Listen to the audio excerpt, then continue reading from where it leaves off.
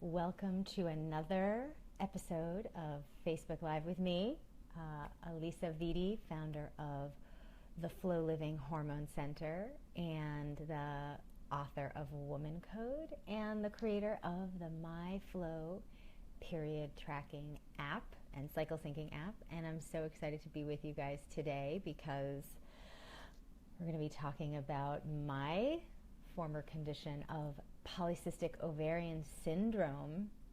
So big shout out to all my PCOS girls. I'd love to see if you have PCOS. So if you do, I want to know. Hello from South Africa. Yeah, this is going to be so interactive today, so I want to really hear from you. Who here has been diagnosed with PCOS? Let me know. How long have you been dealing with your PCOS? What kinds of things have you been taking for your PCOS, medication-wise? And I'm going to take so many questions today, but I'm also going to tell you my story today about PCOS and my journey, and I'm hoping that it will help some of you take next steps in your journey. And I'm just saying hello to everyone who's typing in from Mississippi, San Diego, DC, dealing with PCOS for 20 years. Yep, I'm interested in you putting your PCOS into remission naturally, like I did. And I really am excited to share some of that information with you today. Oh, here's a really important thing. 1 in 8 women struggle with PCOS. So you probably know someone who's dealing with this. So I really would love for you to tag a friend right now in the chat, share this video link with them. Like, let's get as many women with PCOS on our chat today, because this is such an important conversation, and I want as many women with PCOS to know that there's a different way. So share this video right now with the links below, and also just keep your questions coming. I want to know at the beginning like what kinds of questions you have, because I'll go scroll through at the end and make sure we answer all of them. Okay, so keep telling me if you think you have PCOS, if you've been diagnosed, how long you've been struggling with your PCOS, and what you've been doing. I kind of want to know everything. So if you've been following me for a while, you know that I used to deal with polycystic ovarian syndrome, and if you've read the book Woman Code, you've no doubt read sort of my story of the whole thing,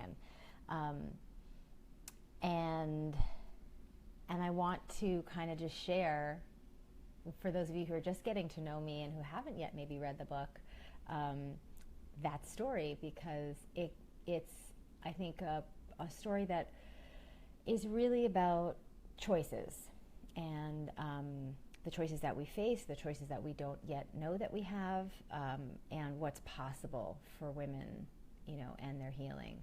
So keep asking your questions as I'm talking. Keep letting me know if you have PCOS and what's been going on, and I kind of want to get the background info on your uterus. So I'm just looking at my notes if you keep wondering where I'm looking. So much to say. So I want to start off with this magical moment for me in that first day. Hi from Brazil. That's so great. And there's some moms here who have had their daughters who are recently diagnosed. You're such a good mom for being on the call. I love this. I love all this dialogue. So in 6th grade, here I am going on my merry way. And one day I show up to school, and in the morning after, it's like the hour before recess, all of a sudden we have this new class that just happened to us. And it was the first day of sex ed class. And I had no expectations. My parents never talked about any of that with me. So I really truly was an innocent, child. I had no knowledge of anything. When I asked my parents where babies came from, they said, "Oh, we grew you in the tomato garden." That is a real statement. So So I remember 6th grade sex ed class first day, I was like, oh, something new. I love new things, you know. And it was just that moment where they sort of laid it down for us. They're like, yeah, young girls are going to go through puberty. You're probably in process right now, and at some point you're going to get your first period, and then, you know, here's how you take care of yourself. They showed like tampons and pads, and then, you know, don't get pregnant, use protection, and that was really the gist of the class. But that first part where we were told that we were going to get this monthly period, where we were going to bleed every month and not die, there was something about that for me that I really lit up. And I just thought, wow, that's the most amazing thing I've ever heard. I'm so excited to be a woman. That was my first reaction. Again, never having heard that there was a thing called a period, never knowing that that was something that was going to happen to me. I was truly awestruck and delighted to hear that this was going to happen to me. At the same time, I started looking around the room at my best girlfriends and my other friends in class, and I was seeing very different reaction on everyone else's face, like, oh no, or like, you know, and I thought, oh, that's so funny. I wonder why, you know, I wonder why I'm having this reaction and they're not. And of course, years later, I was able to answer that question, that it really comes down to what you're told to think about your period leading up to your actual first period really dictates what you actually end up thinking about your body as a woman. And so because I just had the accidental luck of not having been told anything, when I came to the information the first time, my reaction was joy and happiness. And everyone else who had been told, like, oh, you're going to get the monthly bill or whatever version of that they were told, their reaction to it was like, oh no, here comes trouble. So I think it's, you know, just to say that it's a really important thing to recognize that your reaction to your period, your relationship to your period, may not actually be based on your own authentic feelings about it. It's very likely that the way you feel about it was something that you were taught to think, and that you haven't had the freedom to decide for yourself what it is that you think about your period. And I hope obviously to change that for you and have it be something that is truly joyful, because I think if you hadn't been told anything negative, you would have likely had a reaction like mine. So anyway, you know, I remember immediately after that class, I ran outside to recess. I grabbed my 3 best girlfriends, Katie, Kristen, and Melissa, and I said, that's it. We're starting the period club, and the period club has 2 functions. 1, to figure out who's going to get their period first, and 2, to do recess, like during lunch recess, bathroom checks to see if anybody got their period. I mean, this is what I did immediately after coming out of that class. I started the period club. And in fact, one could argue that I have never stopped being the president of the period club to this very day. So anyway, it was interesting. I remember looking at my friends and saying, okay, well, I think Kristen's going to get it first, followed by Katie, followed by Melissa, followed by me. And I didn't realize what I was doing at the time, but I was visually diagnosing, us sort of how hormones were influencing our development, and kind of seeing who was further along in the ripening process. And so I wasn't surprised at all to see, in fact, that is in fact the exact order in which we all got our period. But I just didn't anticipate that my period, that I would be so like last in line. So everyone pretty much had their period by the end of junior high, and it was crickets over here in Uterus Town over for Elisa, and it wasn't until I was a sophomore in high school, towards the end of that year, that I got my first period.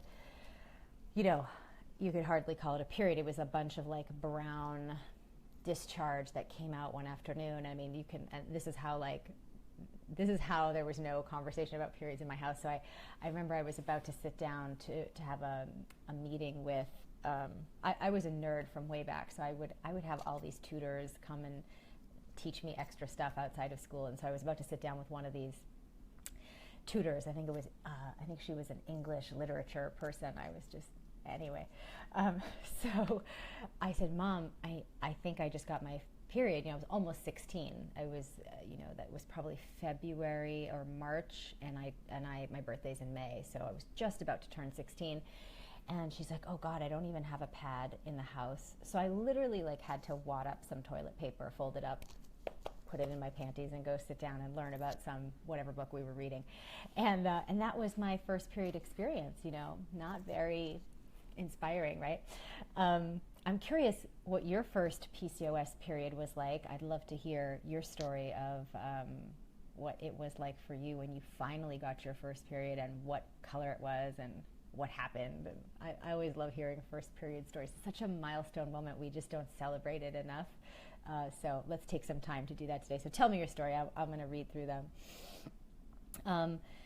And then, the rest of high school was kind of a question mark always about, when was my period coming and what was going on. And, I started going to the gynecologist at 16, trying to figure out what was wrong with me. Why wasn't I developing like the other girls? It wasn't just that I was missing my period. It was also my body was just acting weird. And, I looked very asexual in a way, and I felt asexual. It didn't have the hormonal cascade that should have been happening. It wasn't happening. And I remember articulating that to even my dad, and he was like, you're beautiful. And while I really appreciated that, what I remember was, even at a young age, having this relationship with my body where I was listening. She was talking to me, and I was listening, and I was trying to understand what she was trying to tell me. But, I was 16 and 17. I had no education outside of that sex ed class, which is kind of what we all have. Oh, you're going to get a period, don't get pregnant, here are some tampons, have a nice day. And that just is so profoundly lacking. When I envision a sex ed class, it's very different. And certainly the class that I'll teach my daughter will be very different than that. So I'm seeing some of your stories here about your first period, brown and scarce like mine. One woman's period, Kathleen, was 3 months long.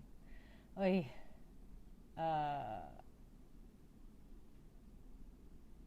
Yeah, Trisha, you never thought it would come, you were 15. Yeah, I mean, it's intense with the whole PCOS. The first period is I think every woman's first period is wrought with a little drama, because there isn't adequate preparation, there isn't adequate conversation, it's just not handled properly. So especially when there's a health issue also going on concurrently, it makes it even more dramatic, and can leave a little bit of, of a little trauma, of some sort, I had this horrible first period, and,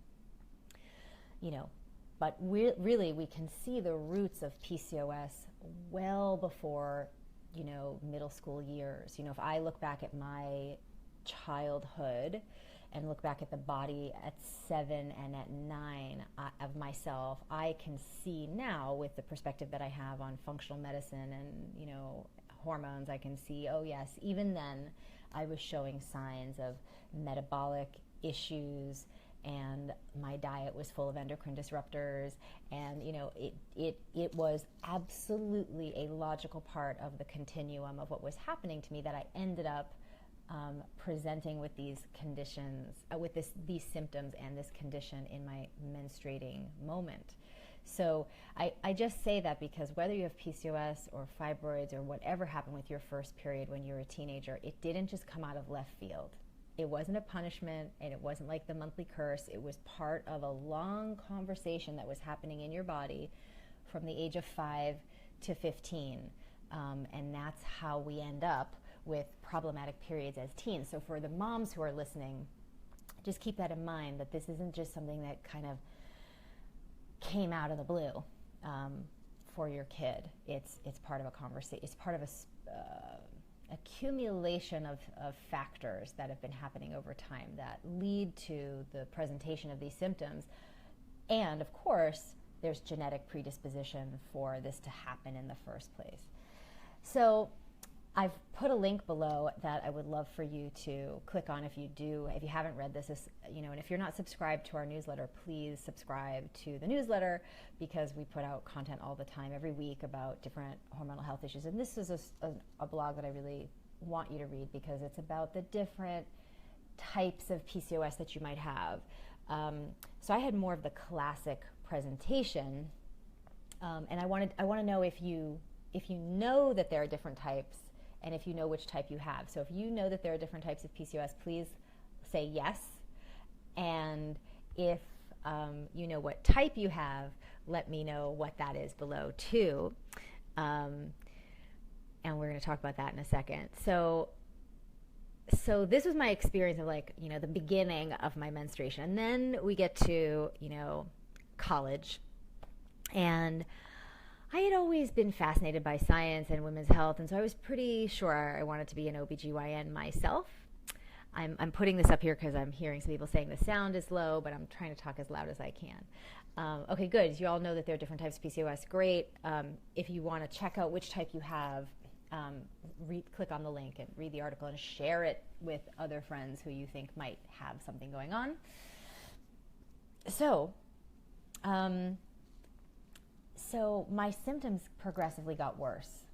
Not only was I not getting my period, I mean, in high school, I think I got it maybe 6 times, basically in high school, half a dozen times.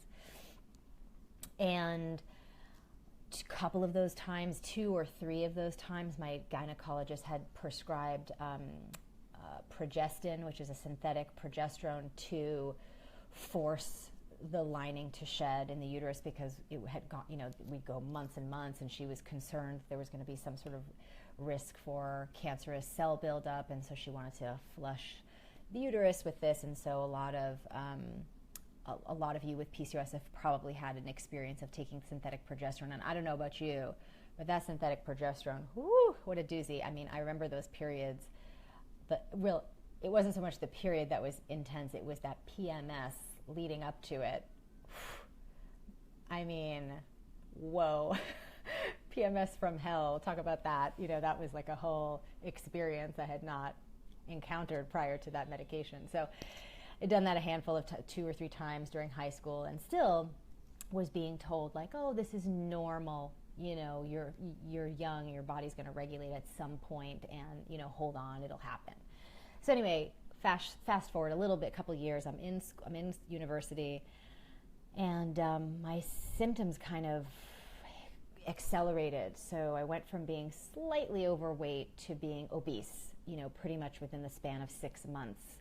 I was carrying maybe always 20 extra pounds on in high school, but I always chalk that up to being a part of an Italian household that there was pasta twice a week, and just kind of that kind of lifestyle. And then got to university, and it was by the end of that first year, I was tipping the scales at 210, and I'm 5'6", so that's a lot of extra weight. And it happened pretty quickly. And it wasn't just the weight, the acne that I had been dealing with in high school became full-blown cystic acne all over my face and my chest and my back. And I still carry some scarring on my shoulders and my chest, and my skin, well, we know what happened with my skin. I'll tell you all the after parts in a second, but it was bad. I mean, I used to sit down for about a half an hour in the morning because it would just take so long, and standing up would make me tired. I would take under eye concealer. I remember it was prescriptives in the little tube, under eye concealer, and I would obviously put that on my under eyes, but then I would spackle my face wherever there was a lump or a red or whatever. I would cover it, and under eye concealer is pretty white, thick, pasty kind of stuff. And, I never looked like I had a complexion. I looked like, I glowed in the dark. It was really, it was embarrassing. It was stressful. It was exhausting. It was a pain in the butt. And of course, I was concurrently trying all the stuff that you're supposed to from the dermatologist. I put Retin-A on my face. I took I forget which antibiotic she had me on, but I was on antibiotics for my skin for like 3 months at a time, you know, and then of course I'd be getting chronic UTIs and chronic yeast infections and chronic viral and bacterial, like my immune system was just overwhelmed. My microbiome was being destroyed. I was like a mess. And then not only was I having the no periods, the obesity and the acne and all the immune system issues, but my mood really like tanked. You know, I was in a state of depression and anxiety that was hard to get out of. So meaning I was exhausted. So the physical experience of depression, I was like, I couldn't do much. I felt like it was always an effort to like get up in the morning and go to class and socialize with friends. And I want to hear what your symptoms are too. I'm telling you this story because it's such a common story, you know. So tell me yours too. I'll show you mine and you show me yours. And then I would feel anxious, you know, at certain times of the day, like this, like sort of shortness of breath, anxiety would kind of kick in, and I'd be like, oh, I gotta do stuff, and try to squeeze in some productivity. And insomnia, Tasmin, I would have the insomnia, could not sleep at night. Oh my gosh, it was horrible. And then I would sleep in the morning and then like drag myself around in like a brain fog. Oh, the brain fog.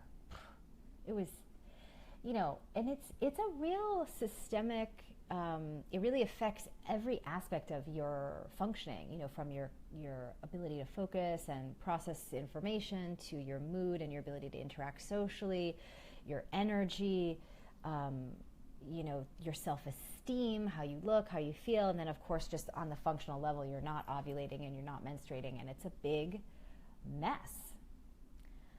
Oh. Anyway, I just remember, I'm just like feeling back. I was so scared, and I was so, I didn't know what to do. I remember I couldn't talk to my parents. I remember like I went through a period of time where I just didn't want to call them on the phone and give them an update because I didn't want to tell them what was going on. I was just really, I kept going to the doctor, and everybody was like, there's nothing wrong with you. It's normal. And I'm like, how can this be normal? I feel so bad. Oh, anyway, it was a very lonely, isolated time. And, you know, one that really has the roots of a lot of the things that motivate me to this day in terms of why I do what I do, which is why I'm sharing this story with you. So finally, one insomniacal night, I'm going to talk to you all about, I promise I'll wrap up my story in a minute, and Juliana, I'll talk to you about inositol, and start asking me your questions, okay?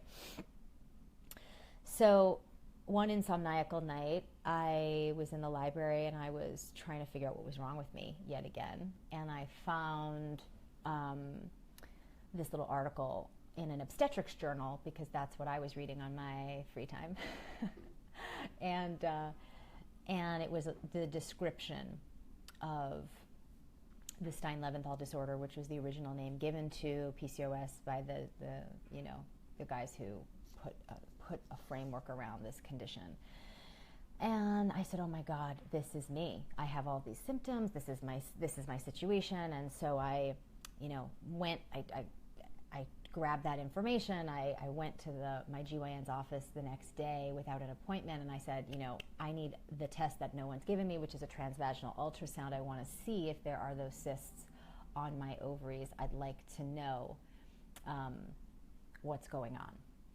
So, she gave me a kindness and did do that test, and she said, wow, you're right. You have PCOS. I don't know why we didn't look at that before. And I just want to pause and say that this is still a common issue, not just with PCOS, but fibroids and endometriosis, that 1 in 10 women on average suffer from any one of those conditions, PCOS included, and women go on average 5 to 7 years without a diagnosis. So you're sitting there feeling bad, being told everything is fine, thinking you're crazy, beating yourself up that you don't look and feel the way you want to, trying all these things, wasting your time and money. Trust me, I've been there. Anyway, it's frustrating. Yet another reason why I do what I do. So I you know, she gave me this sort of like prognosis of, you know, none of this is going to get any better. It's only going to get worse, and more health conditions, and, you know, diabetes and heart disease and cancer and infertility, and we'll just have to medicate you with everything that we can. And I just didn't want to do that because, you know, I asked her, is it going to cure me? Are any of the medications that you're prescribing going to cure me? And she said, no, but, you know, we'll just try to manage the symptoms, you know, for the rest of your life. And I just thought that just sucks. You know, that's not a good enough solution. So I started apprenticing with a naturopath and an acupuncturist and an herbalist, and I really like dedicated myself to whatever protocols they wanted to put me on. And I mean, I did everything, supplements. I mean, I basically was like constantly swallowing supplements. The naturopath had me on a candida diet, and he had me drinking this. We called it lovingly with my roommates. We called it the morning pond scum. You know, it was carrot juice with this spirulina chlorella green powder mixed in, and so it turned this beautiful orange carrot juice into this like green slimy pond scum, and that would be the only thing I was allowed for breakfast. And you know, it was months and months of this. And you know, at one point my best friend, who's still my best friend, she grabbed me by the shoulders and like marched me in front of a mirror, and she's like, you've turned orange, you've got to stop this. So, you know, you've turned orange. And I was like, oh no, you know, I'm still in the experiment, and and you know, but that was a moment for me, because I really had been dedicated for a year, you know, austere supplement and dietary changes, and nothing was getting better. And I was, you know, everything was still just as bad, and I was really unhappy with the situation. And so I said, well, you know, and this was before I discovered the next piece of my research. So this is like research phase 1, was trying all the conventional alternative therapies. And then research phase 2 was, I said to myself, well, you know, my doctors have been for a decade saying that I should go on the pill. And, you know, this is part of my story on the website, and I want to share this piece of the story with you today, because I don't get to talk about it often enough, and I know that so many of you have tried this as well. So I said, well, let me try the pill too. So I went on the pill for 10 days, and I wanted to see what it would do. And in that 10-day period, I had major, you know, cardiovascular reaction to it. I would have all day shortness of breath, couldn't catch my breath, heart palpitations. And then on the 10th day, I woke up and I couldn't see out of my left eye. And I remember just going to the bathroom, like, you know, trying to make sure that I wasn't just imagining that. And walked outside. So maybe some fresh air will help. And then like vision started coming back, and then wham, right side of the head. It was like an ice pick in my brain, and just major ocular migraine. Of course, I didn't know that's what I was having, because I never had anything like that. So called my doctor, and then, you know, went for all these tests, and they were like, oh my God, you know, you had a really strong negative reaction to synthetic hormones. You know, this is toxic for you. It's like, okay, great. So now, you know, herbs and carrot juice and pond scum are not working, and synthetic hormones are not an option, and it's not an option I wanted anyway.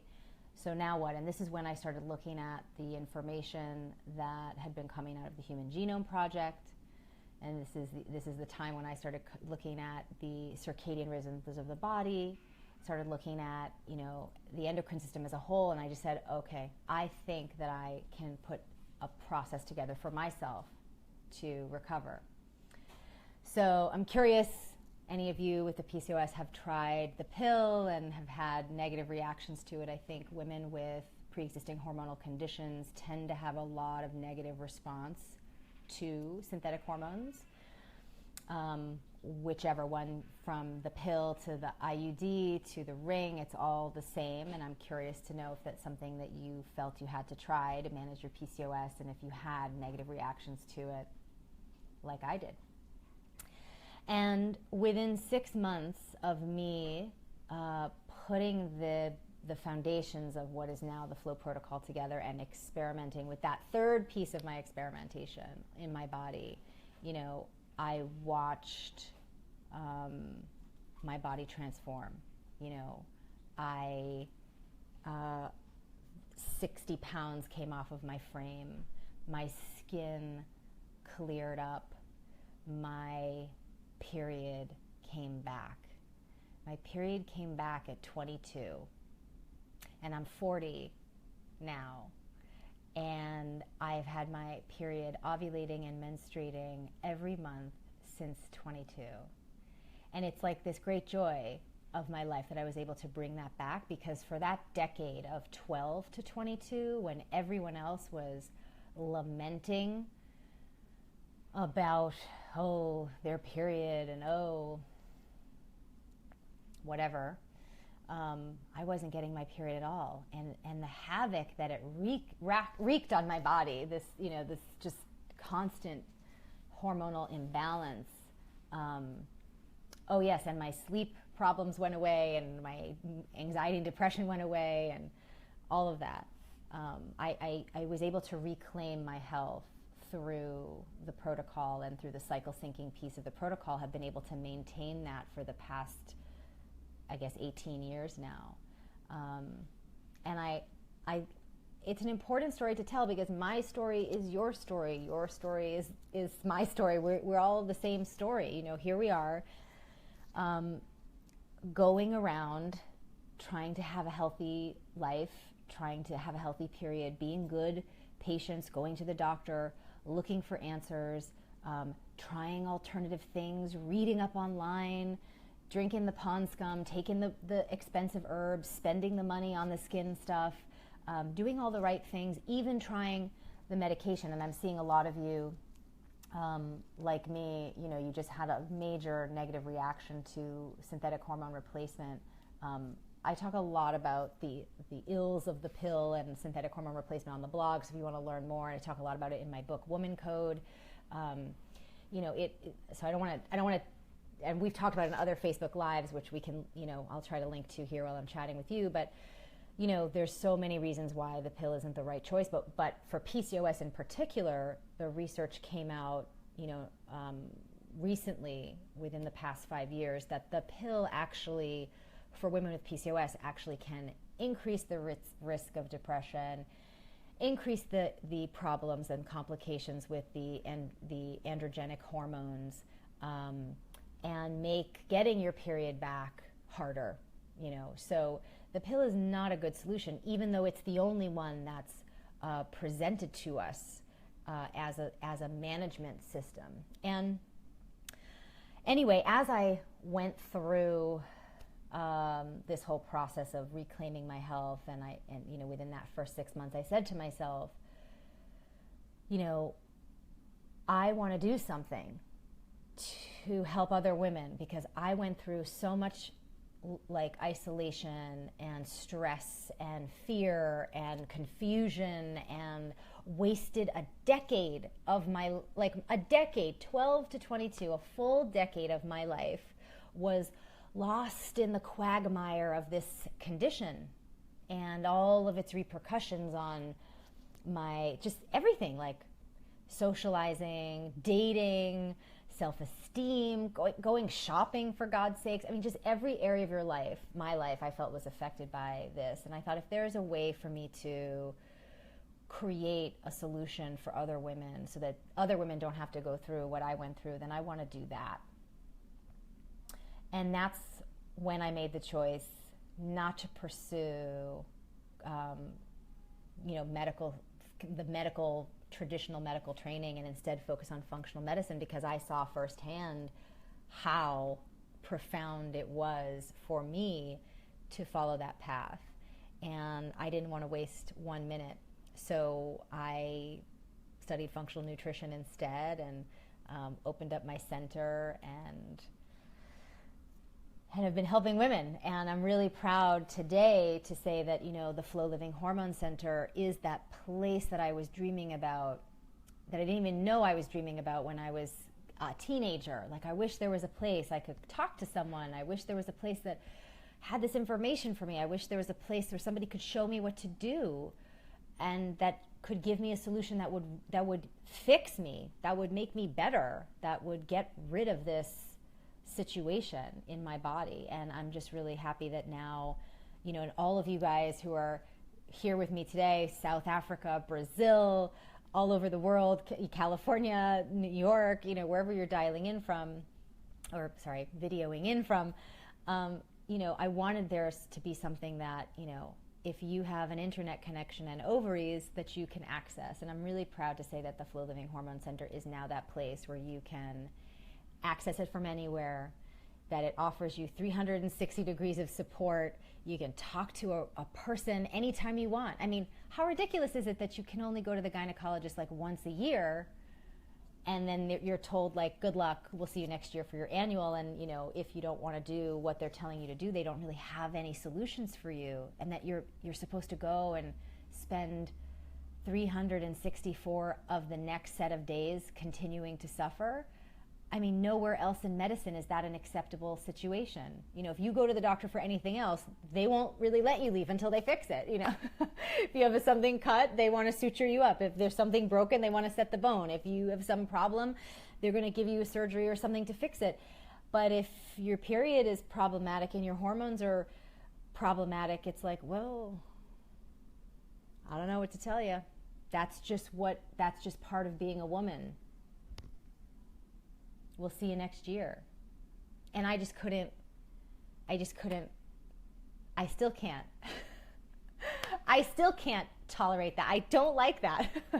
So I wanted there to be a place for your periods. I wanted there to be a place for you to go whenever you needed, to call us anytime, to email us anytime, to have a virtual, easy, convenient, from your home, from your computer, let me teach you the steps of the protocol through the educational online platform to show you how to do it so that you can resolve your issues. And then the cycle syncing piece, how many of you are I'm curious who's already tried the cycle syncing and the protocol. I want to know kind of who's doing what. And I also want to know if that you feel this righteous frustration that I feel about, you know, how our hormonal problems, our period problems are kind of like swept to the side, you know, like, oh, good luck, you know, wondering if that bothers you as it bothers me. And I wanted there to be a way for me to also just maintain, you know, once you go through the first 3 steps of the protocol, which are really about deeply supporting the root functions of the endocrine system and resolving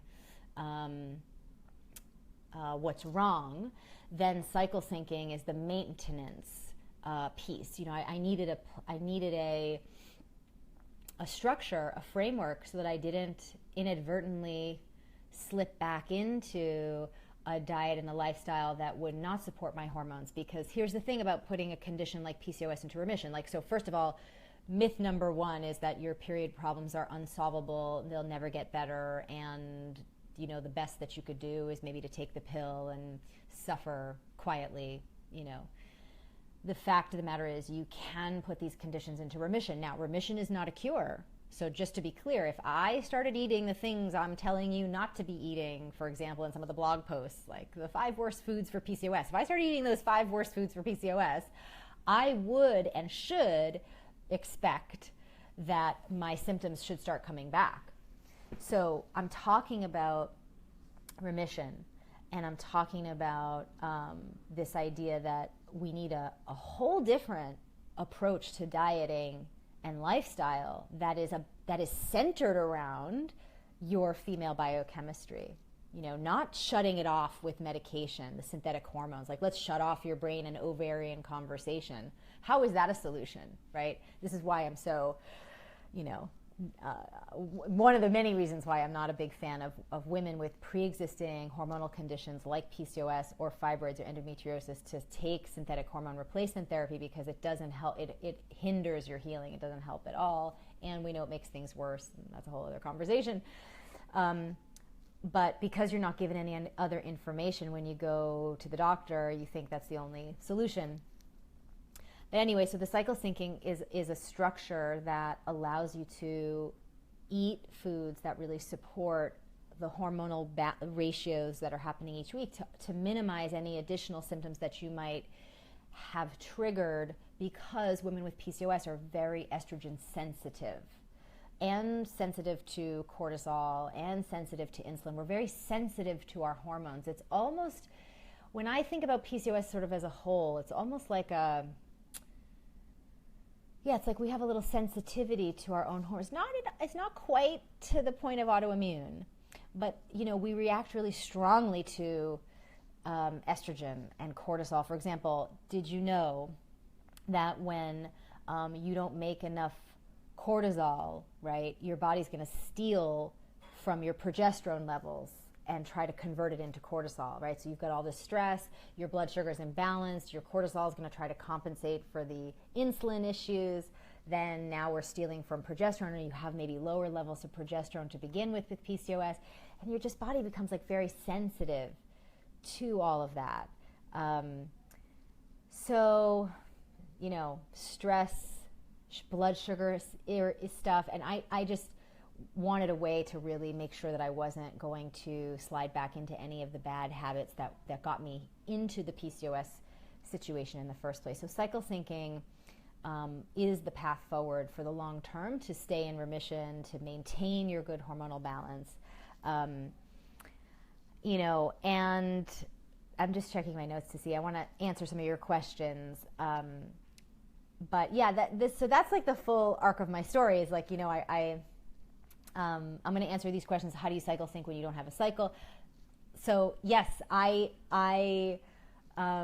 when my period started coming back in that first 6 months, so I was getting my period, but I remember, sometimes it would be 5 weeks, sometimes it'd be 4.5, 5.5 weeks. It wasn't a tight 28 to 32 day period. It was a little loose around that, which made sense because my progesterone levels were coming back online and my FSH levels were still coming down, and I was getting things balanced.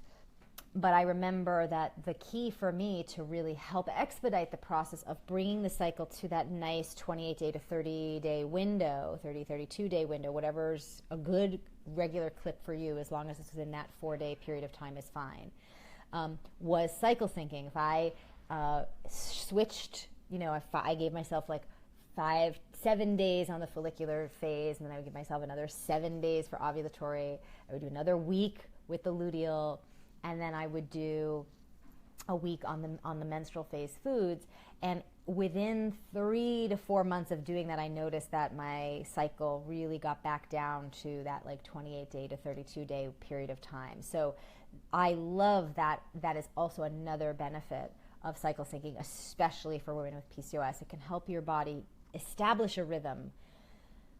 Part of what's challenging with PCOS is it's like the orchestra does not know how to play together. Think of your endocrine system as an orchestra. Different glands, different instruments, everyone has a different part to play, music to play. They all have to play in a harmonious way in order for you to have a cycle. And with PCOS, because FSH levels don't come down during puberty the way that they're supposed to, they remain slightly elevated, you don't start the chain of events where you have the regular ovulation. It just kind of doesn't happen. So this is the thing. And the cycle syncing, was a instrumental part of helping organize all the orchestra people inside of my body, the glands in the system, and really get everything working in a timely fashion. So, I'm going to start answering your questions, but I want to say that for those of you who are, so some of you are asking, like, how do you know if you're in remission? So how do I know I'm in remission? Great question. So first of all, I go for my annual exam, and every year I check. I do transvaginal ultrasound, I do blood work, and I make sure that there's no cysts on my ovaries and that there's no hormone levels that would indicate that anything is amiss. So I certainly check because, I would like data to confirm what I'm feeling, to back up what I'm feeling. And then on my day-to-day side of things, How do I know? Well, I track, each phase of my cycle and how I'm feeling. This is what I love about the MyFLO app. If you haven't downloaded it, and even if your cycle is irregular, you can start to look at, well, what phase should I be in now? Am I having any signs of this phase? What's missing? It gives you an awareness. So I keep an awareness about, how am I doing in each phase? Does each phase feel right? Am I feeling good in each phase? I also, of course, look at the big symptoms. How easy is it for me to maintain my weight? How's my skin? How are my periods? I look at the color of my bleed every month. I, look for signs of ovulation. I keep a very close eye, a constant, me and my body are in a tight relationship, when it comes to my hormonal management. We work together. She's telling me how things are going through any symptoms that I'm having. For example, this month, for whatever reason, the month of July, because I just wrapped up my period yesterday, so I got my period on Friday afternoon, this past Friday, and this prior month, I've just been under more stress, kind of more feeling like I need things to change, and I've been pushing too hard with a couple of things, and I've just been doing a little too much. And lo and behold, the first day of my period this month was a little brown. I saw some brown staining. I said, uh-oh, too much stress, not enough sleep. Also, I was weaning my daughter, so I was having a lot of sleepless nights. That's another stress. Affected my period. So I'm all over that, like white on rice, as you can imagine. And I'm saying, great, okay, so I'm having some biofeedback, that I'm having some stress impact. So I'm shifting my diet, shifting my supplements, shifting my workouts, redoubling down on my sleep hygiene, doing the very same things I tell you to do, and myself, I'm just doing in response to. So I'm always looking at my body and responding in real time as much as possible with what do I need today, because your health is not a static thing. And that's the thing about being in remission, is you don't just clear up your acne, get your period back and lose some weight and get your moods back, and then, okay, I can go back to a normal life. No, you've crossed a threshold. You've gone through a portal. You've built a different relationship with your body. I want you to now be listening and responding all the time. And for those of you, so that's what remission looks like for me, is I know that, annually I'm checking to make sure that there are no,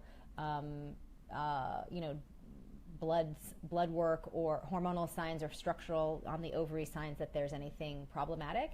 And then I monitor and audit my period every month, and I keep track of where I am in my cycle phases and any symptoms I'm having. And of course, I look at the big symptoms of my skin, my weight, my moods, and just make sure that I'm feeling my best. And if I'm feeling good and my body is working the way that it should, then, and my lab work and my sonograms are backing up how I'm feeling, then we are in remission, right? That's what it looks like. It's not this, it's not like some miraculous thing. It's very practical, very tangible, and it's very real.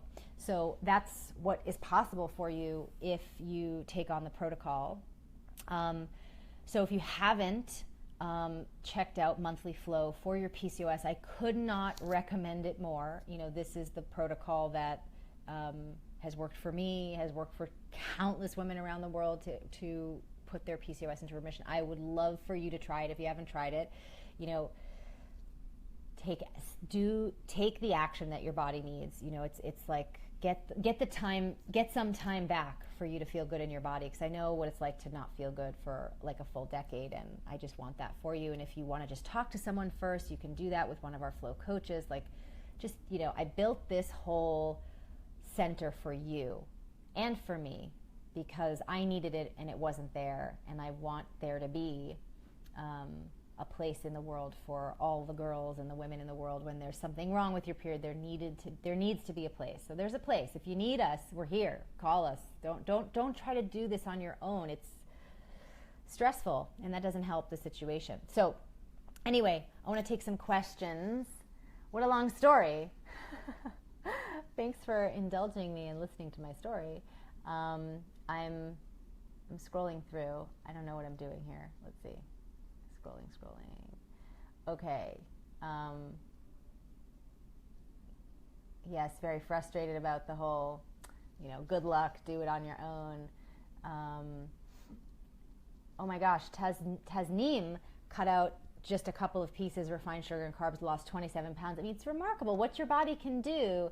And I'm curious if any of you have done monthly flow with your PCOS and you've had some transformation like mine. I'd love to hear your results, like Tasneem sharing her thing.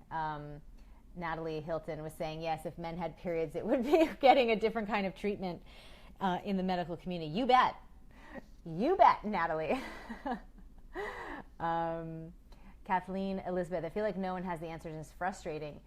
Yeah, I mean, I think that we just have to keep in mind that, and this is why ultimately I decided not to pursue a medical degree, because I thought, I'm not going to get the training that I need to help myself or others there, because I know I know the kind of support I'm being offered, and they clearly aren't getting the education about the intersection of food and endocrinology, and that is how you actually manage,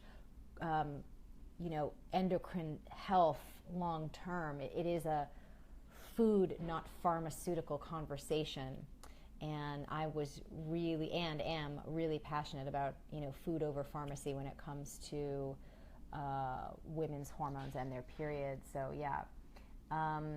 You want to learn how to cycle sync, Heather? Download the MyFlow tracker, and do the monthly flow program. This is so good.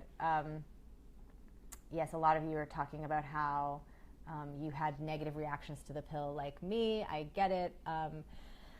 There's a great book, by the way, that really dives deep into, if you're on the fence, if you're like, oh, how could I get off metformin or the pill or spironolactone for your PCOS? By the way, there's an article we have on the blog about metformin.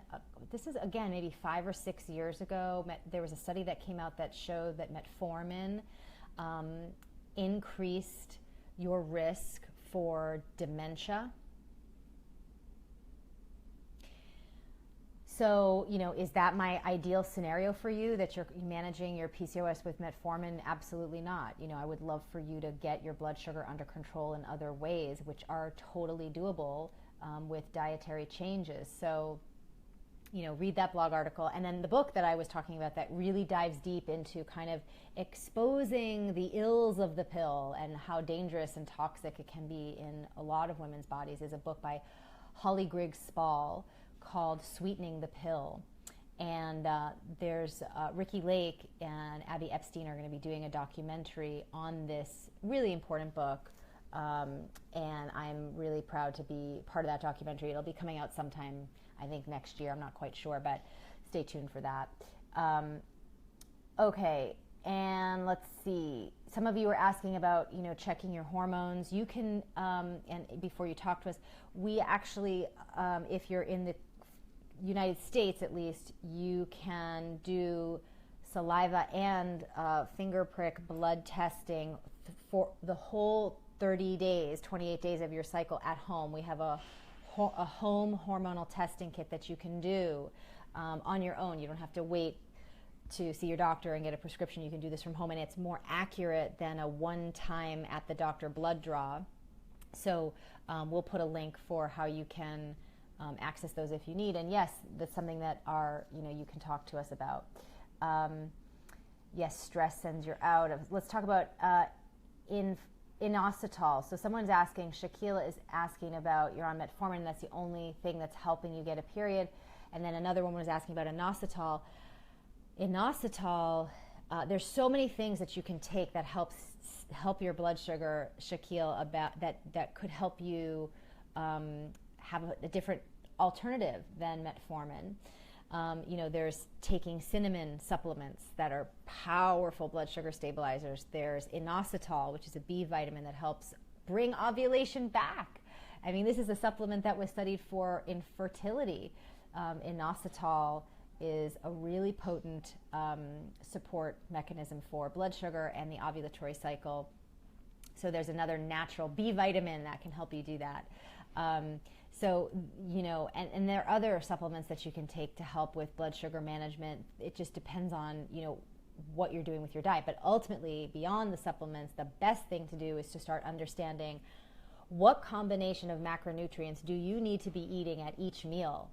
How many carbohydrates, what's the portion size of carbohydrates, how much fat do you need, how much protein, and then how much of that at each meal, and how frequently in order for your blood sugar to stabilize. And then, of course, to add in the layer of cycle syncing. And this is one of the foundational pieces of the protocol, because without this blood sugar stabilization, nothing else will happen in the direction of recovery in your endocrine system. It's the only way that it's going to start working. That's why it's step one of the protocol is blood sugar stabilization. So this is not the only way. Let's see. So if you have, someone asked a question, so just start the cycle syncing, says Jody.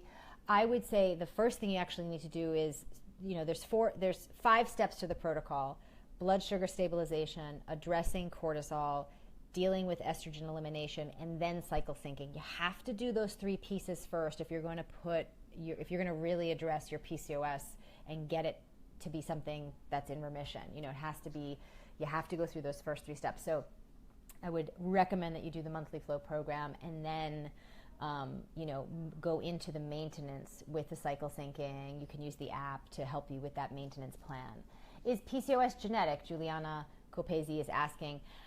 I do think that from an epigenetic standpoint, we have predispositions to develop genetically everything, from diseases to hormonal imbalances. Why is it that those of you who are watching today have gotten PCOS?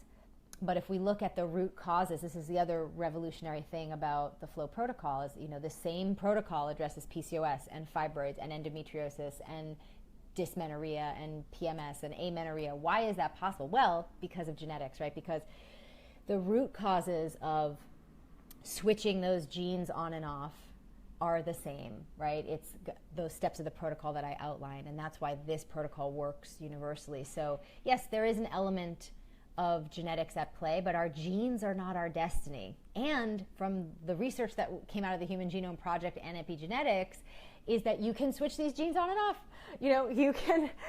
By changing your diet and changing your lifestyle, you can totally transform, totally go in a different direction. If you were going in the direction of hormone imbalance, you can veer completely at a perpendicular and go in a completely different direction of health and balance. I mean, I've been healthy for all this time, and the first 20 years of my life I was hormonally going in the wrong direction, and that's what led to all those issues. So this is what's possible with our genes, if we Taylor saying use her app, it helps a lot. Thanks, Taylor, I'm so glad.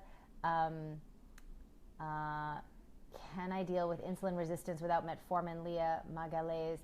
You have to really work with diet and supplements. And, even people with diabetes have had, what's his name? Joe Cross? Is he the fat, sick, and nearly dead guy? I think he was diabetic. And a lot of people with diabetes who, which is sort of like what happens after insulin resistance, have restored themselves to be medication-free just by changing their diet. Of course, because our metabolism is responding to nutrient input. So, it's really about getting in there and changing diet. I'm just scrolling through for more questions. How do you get your period to come back once a month? My periods are more regular, but they tend to be light. How can I improve my fertility? Can you have no cysts and PCOS? I'm just sort of trying to see if there's... Jody, intermittently fast for the insulin resistance? No. Intermittent fasting. I should do a whole blog post on... I will do a blog post on intermittent fasting. I'm just looking at the time here. And it's already been an hour. I will do a whole blog post on intermittent fasting. Intermittent fasting is not good when your hormones are out of balance. So we'll talk about that. That's not the best way.